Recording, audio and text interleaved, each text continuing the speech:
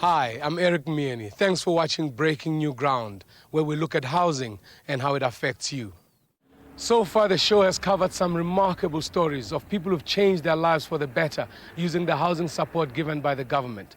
Today, we'll be talking to the Director General of Housing in the National Department of Housing, Mr. Itumeleng Kotswane, about the government's new housing strategy, Breaking New Ground, BNG for short, and answer some of your questions.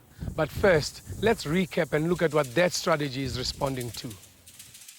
And the history of apartheid spatial planning, which is at the root of our housing problems, starts here at the foot of Table Mountain.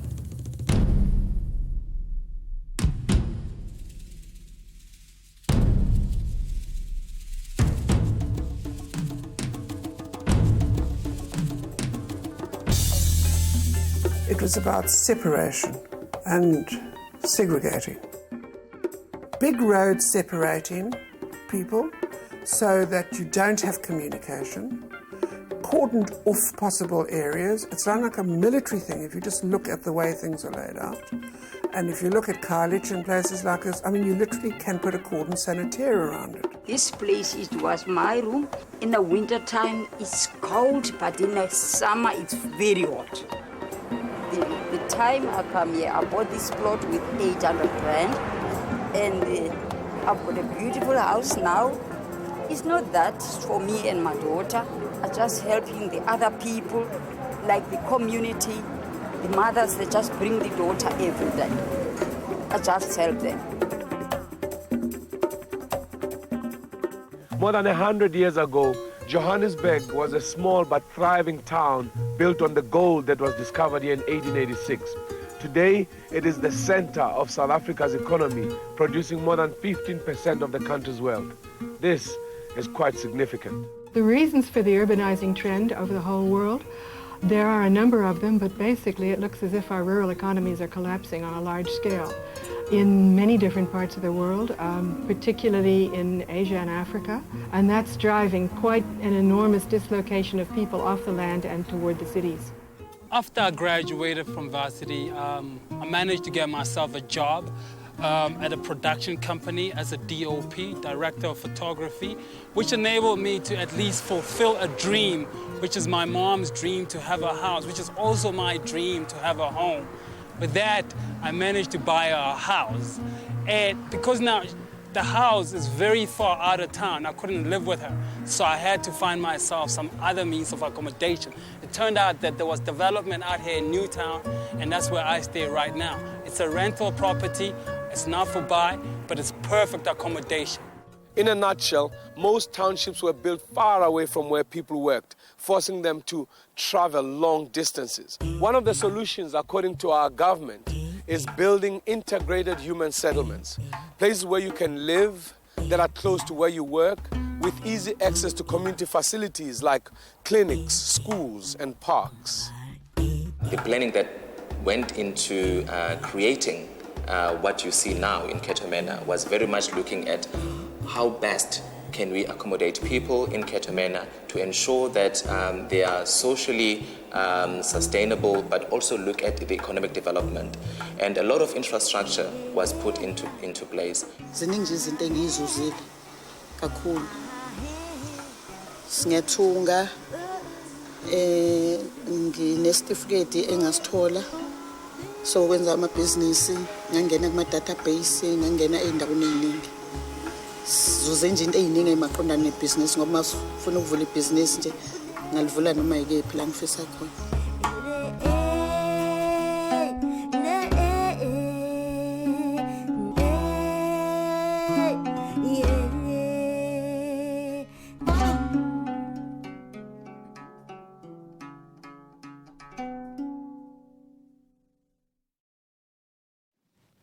Welcome back, and thank you for watching Breaking New Ground. I hope that refreshed your memory around the topics we've covered on the series so far.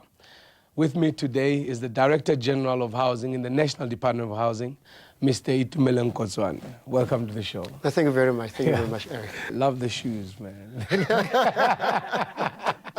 So, what about yours? Now, to kickstart our discussion, I thought we should go to the basics. What does the Constitution say about providing housing for the poor? Well, our Constitution provides that the state must make adequate housing available to all South Africans, and it further implies that all reasonable measures, legislative and reasonable measures, must be made by government to make sure that housing is being provided. Obviously, there are many challenges that government is faced with: education, health, and so forth. So within the envelope of resources, we've got to make sure that we do have money available for housing. I would imagine you're looking at how other countries are providing housing for the poor. What are the learnings from these travels? What have you learned in these countries? Are there countries that have similar challenges, and how are they dealing with them? Experience from other countries indicates that, the poor, they save for their own houses. So the role of the state there is slightly different because it is really more of a facilitative role. But in our instance, because we had to deal with the backlog of apartheid, and we had to deal with the situation whereby Colours and Indians and the whites were getting houses, and the majority of the Africans did not get houses. So if you have to compare South Africa with other countries, I think we have fared very well in terms of provisioning of housing. More still needs to be done. We've got about 2.2 million people that still needs to be housed. We still look at other experiences and try to sharpen our instruments, our policies, our programs, so that we increase the scale of delivery. Yeah. Now, you also did the whole research document. I want to talk about that because there's traveling to learn, but there's also looking at what you are doing to see where you can improve. In 2003, you did some research around that. What did you find? We found that when it comes to housing, there were key deficiencies in terms of delivery. One was a question of quality. We found that as soon as the big contractors moved out of the subsidized housing market, that is the quality of houses became questionable. Secondly, we found that many emerging contractors and developers were sort of not finishing the projects. Obviously, there were issues of people who were registered as beneficiaries who did not get houses as a result of some of these challenges. We were not addressing the issue of inclusion of the poor into the mainstream of the economy and making sure that the spatial planning, create cities or towns or urban space that is functional. Then finally, the research pointed to lack of land in the functional or economically functional areas. Land was either being sold to private sector or was in the private hands. So we needed to attend to that matter as well. Well, let's take a short break there, Director General. When we come back, we'll look at how the new housing strategy is going to address your housing needs. Stay with us. Welcome back, and thank you for watching Breaking New Ground. Our guest today is the Director General of Housing in the National Department of Housing, Mr. Itumeleng Kotswane. Now, since RDP, what have the policy shifts been in terms of housing delivery? Critically is the adoption of the BNG in order to upscale our housing delivery, but also to improve quality. One of those has been the adoption of the social housing as an instrument, within the BNG policy, where we seek to accommodate those individuals who are in the urban space, for instance, who don't intend to stay, in the urban space forever, who are here really to work and, they want to go back to their different villages and so forth. Secondly, we have, as I indicated earlier, sort of increased the subsidy for those who are in the gap housing or who will normally benefit from gap housing. Gap housing is people who can get access to bond, but they need an extra cash from government to help them either to in part pay for their their deposit and or a contribution towards their bond. The other issue that we are bringing in is the inclusionary housing. I spoke about the issue of space. Inclusionary housing seek to, direct development towards functional areas of our urban space. We are saying that a BNG house must be 40 square meter, must be 2-bedroom, and a kitchen and a living space. And it must have ceilings, it must be electrified, there must be water. So the idea really with the BNG and several policies that emerges from it is to make sure that we create a space where everyone, if you are a father, if you are a mother, if you've got kids, you will be glad to bring up your kids in an environment that is, livable, as it were. Now, Director General, what are the building blocks that can help make this strategy sustainable into the future? The critical building block here, the first building block, is the beneficiary. Let's talk about the one who's waiting first.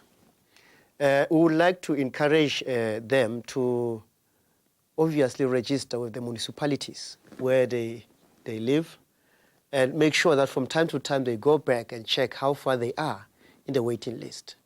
But when it comes to the beneficiary, the person who has acquired a house from government, I think to take care of that property, because you see, we are not only building houses, we are providing assets. So I think it is important that our people, our beneficiary, value the houses that they get from government. We would like people to really be patient and to work with government, municipality and provinces, throughout the process of construction and so forth. Contractors are important. We continue to make sure that they give us quality houses, keeping to the standard, because the minister every year announces the standards. Financial institutions are on board, they are playing their role, but we really like them to play a much more bigger role, particularly in terms of end user financing for the poor. It is very critical, and making access for financial, for finance to our people. I think these are the positive spin-offs of the BNG. We have broadened the scope of participation of as many role players as possible in the housing value chain.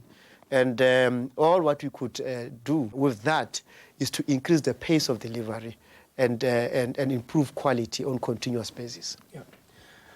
Now, we went on the streets and asked a few people to tell us what they would like to know from you. So we would like you to maybe answer some of the questions. Let's take a look.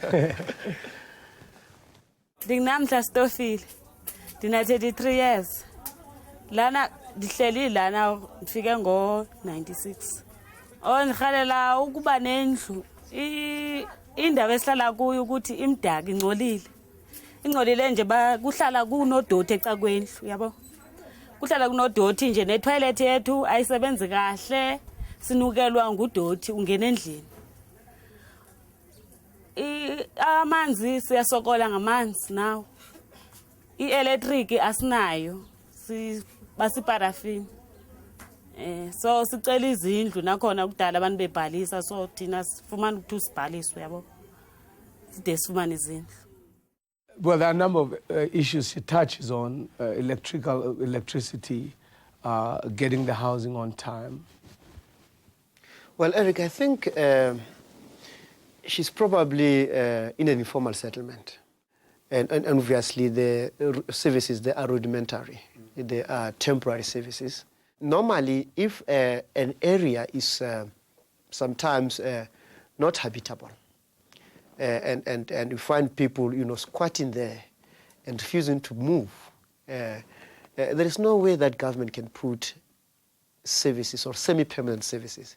There is no way that a municipality or a province will refuse to put her on the waiting list if she qualifies in terms of our criteria.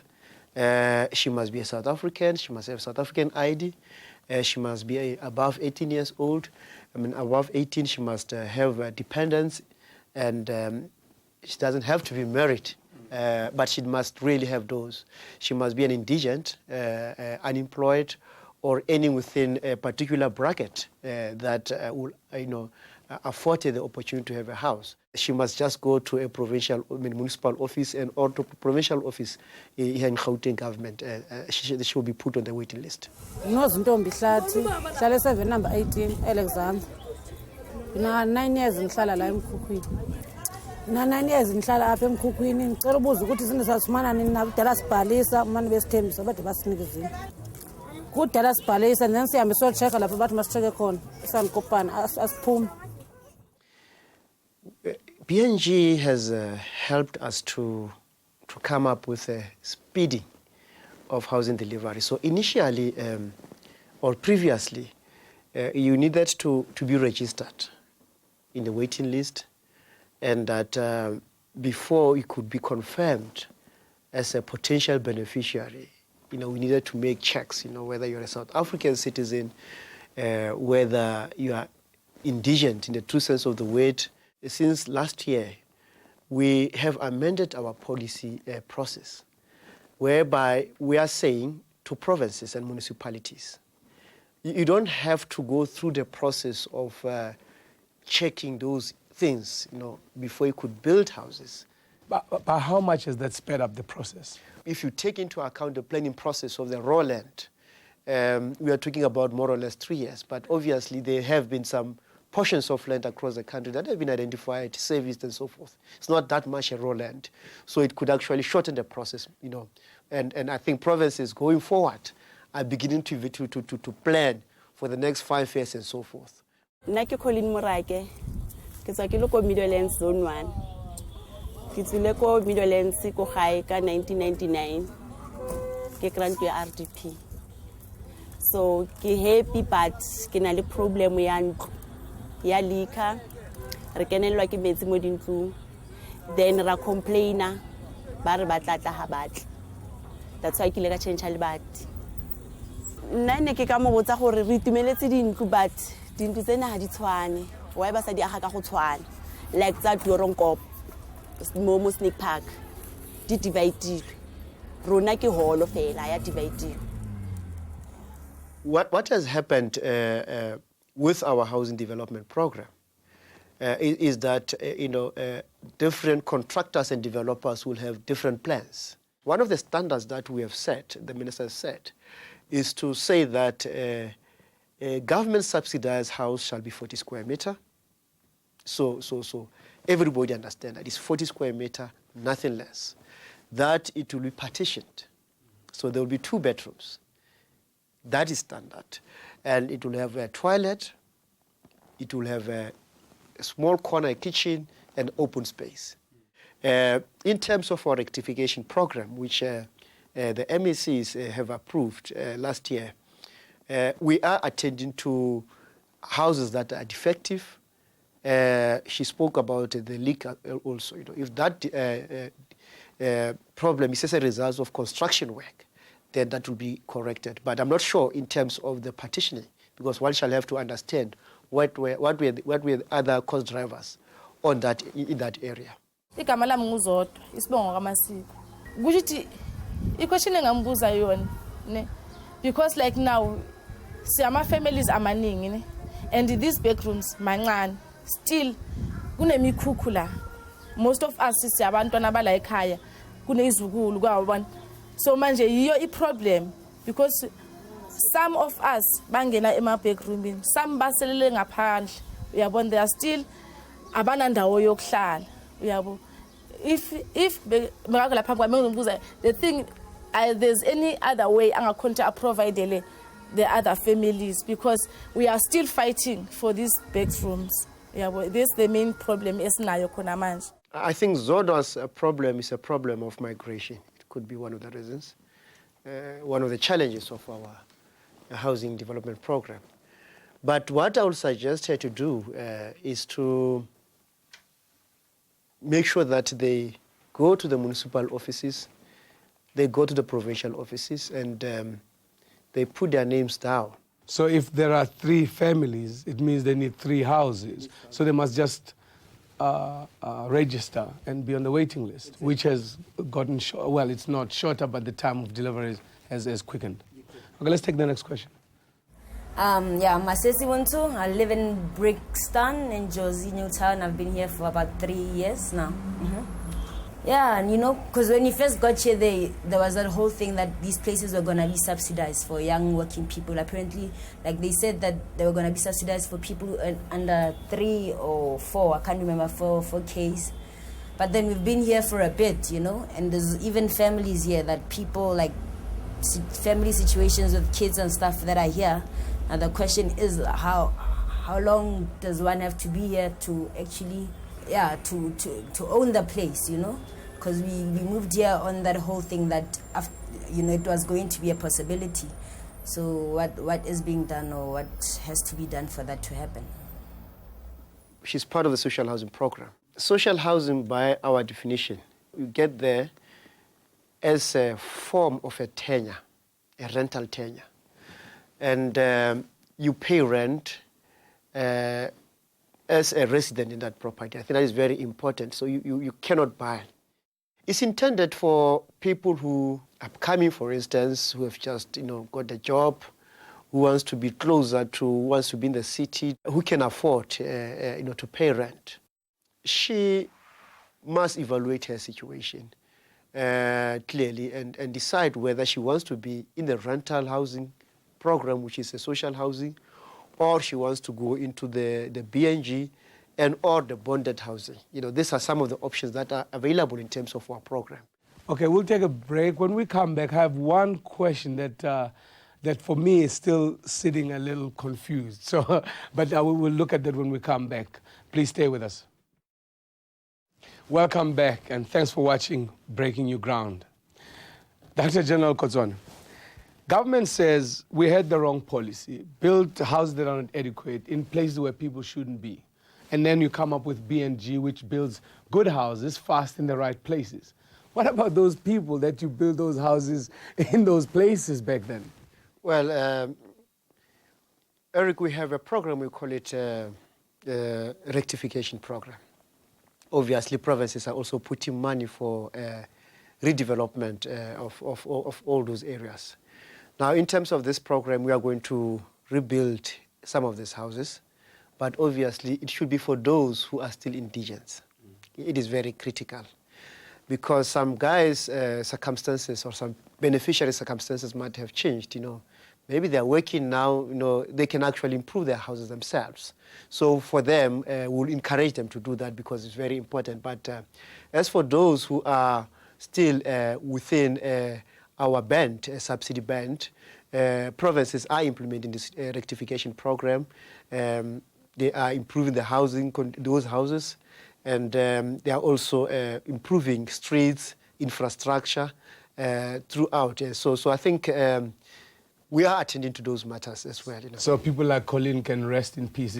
Absolutely, she can. They will have their time. There will be improvements as well for them. Dr. Gerald, thank you very much for coming on the show. You're welcome. Yeah, one of the challenges that people have with RDP houses is not knowing how to actually improve them.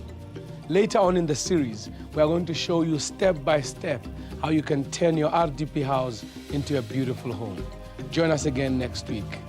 Goodbye.